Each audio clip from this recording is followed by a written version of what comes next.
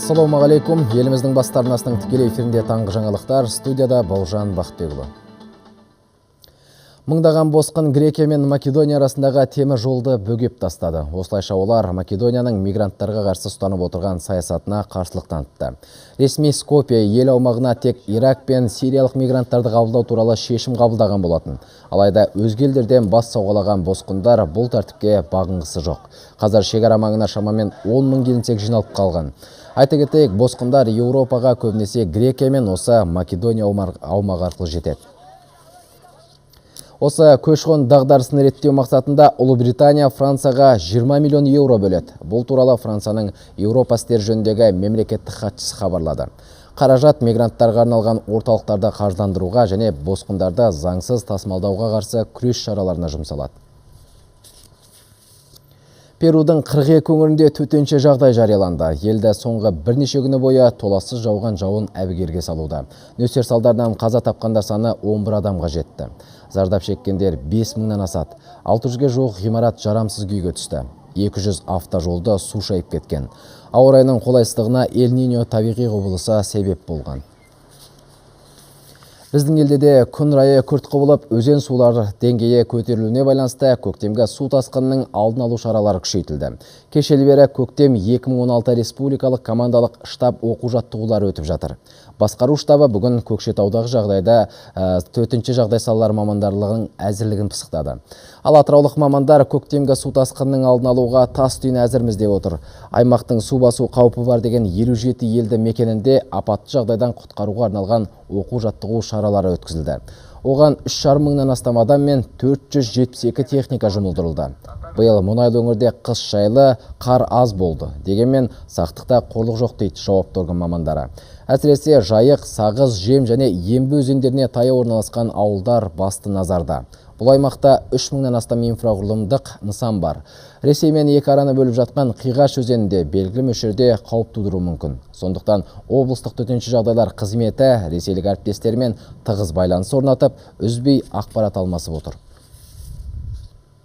Елімізде мемлекеттік бағдарламаларға жұмсалатын қаражат сомасы айтарлықтай артты. Биылғы жылдың нақтыланған бюджетіне сәйкес индустриалдық инновациялық даму бағдарламасының екінші кезеңін іске асыруға ағымдағы жылы шамамен 25 миллиард теңге бағытталады.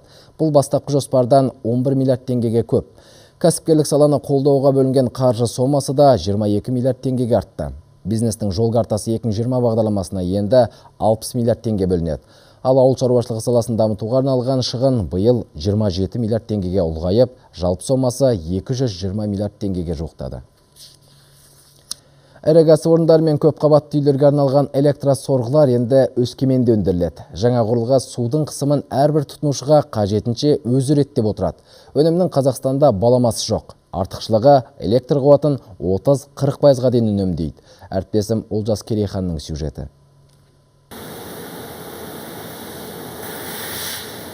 Өскемендегі электр сорғы зауыты біртіндеп еуро стандартқа көшіп жатыр. Дәнекерлеу цехы толық компьютермен басқарылады. Ұсақ дәнекерден бастап жобалық сызба жұмыстарының бәрі автоматтандырылған жүйемен атқарылады. Нәтижесінде кәсіпорын тұрғын үй коммуналдық салада қолданылып келе жатқан шетелдік сорғыларды нарықтан ысырмақ. Қазір ішкі нарықта электрлік сорғылардың 90-95%-ы шетелден келеді. Ал біздің кәсіпорын осы импортты кем дегенде 50-60%-ға дейін азайта алады. Оған өндірістің қуаты да жетеді. Кәсіпорын электр сорғы бойынша кез келген мөлшердегі тапсырысты қабылдай бастаған. Мемлекеттік бағдарлама бойынша салынатын тұрғын үйді су жүйесімен толық жабдықтауға да дайын. Ең негізгісі өнімдеріне кепілдік береді. Біздің жасаған сорғыларымыздан ақау шықса қайтадан жөндеуге болады. 20 жылға дейін шыдайды. Ал шетелдікін қайтадан қалпына келтіруге мүмкіндік жоқ. Жаңасын алуға жет. Отандық сорғыларды пайдалануға аймақтағы атқарушы билікте ынталы болып отыр. Коммуналдық саланы жаңғырту бағдарламасы бойынша мемлекеттік сатып алуға енгізбек.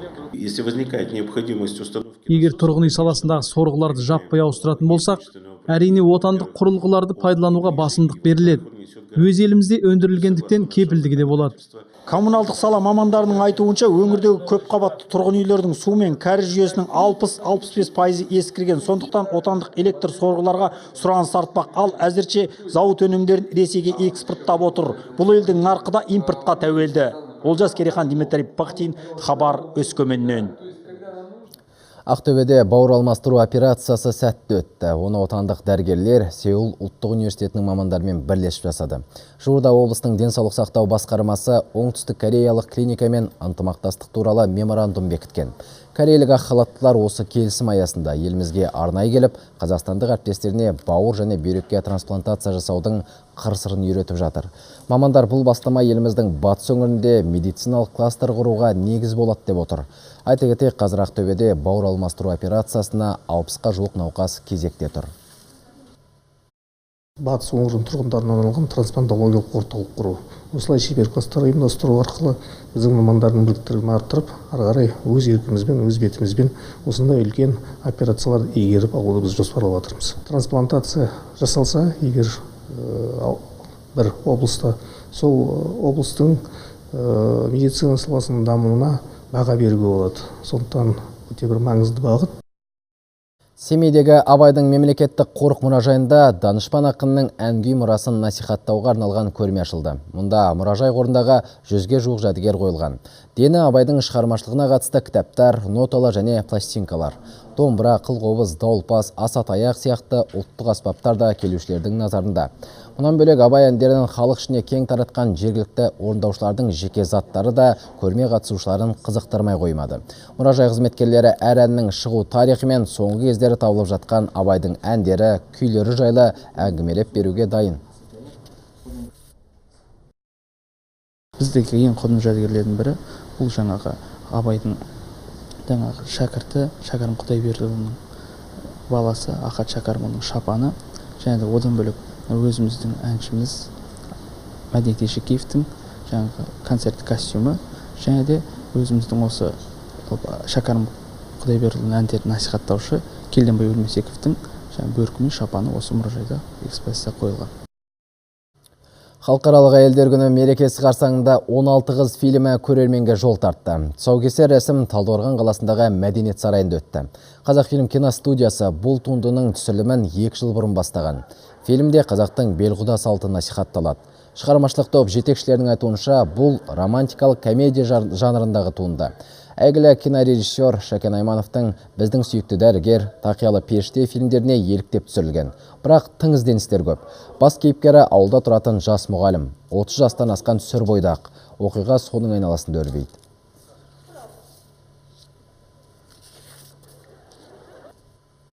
Мақсатымыз ойға асты деп айтуға болады. Және де жаңағы бас кейіпкеріміз бір эпизодта айтады жаңағы. Негізі қара шаңырақта 3 ұрпақ тұру керек деп. Соңғы кезде жаңағы осы қазақтардың арасында да шығып отыр ондай ата-анасын жаңағы қарттар үйіне апарып ұстау деген. Сондай сұмдық нәрселер болмас үшін дегендей жаңағы біз осындай тақырыптарды көтереміз. Бейсенбінің кешінде Белград қаласының әкімшілік ғимаратында теннистен Сербия Қазақстан арасындағы Дэвис кубогының жеребесі тартылды. Әлемдік топтағы командалардың ойыны бүгін Новак Джокович пен Александр Недовесов арасындағы кездесумен басталады. Жекелей сындағы екінші ойында Виктор Троицкий мен Михаил Кукушкин кортқа шығады. Сенбі күнгі жұптық сайыста сербтер Джокович Ненад Зимоничке сенім артыпты.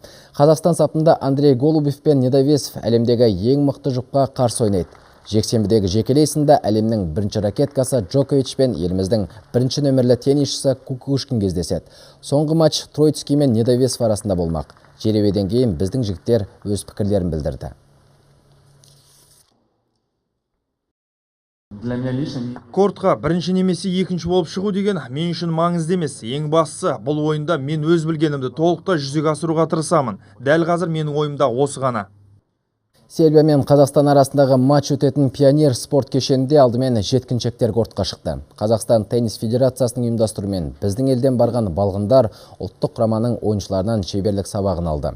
Жалпы бар жақсылық балаларға деген қағида Сербияда жақсы жолға қойылған секілді. Себебі қазақстандық балғындардың өнерін тамашалауға Белградтың 1000-жарымнан астам тұрғыны арнайы келіп қол соқты. Мүмкін осы жасөспірімдер арасында болашақ теннис жұлдыздары жүрген шығар. Әзірге айтарымыз осы. Түскі жаңалықтарымыз 13:00-де.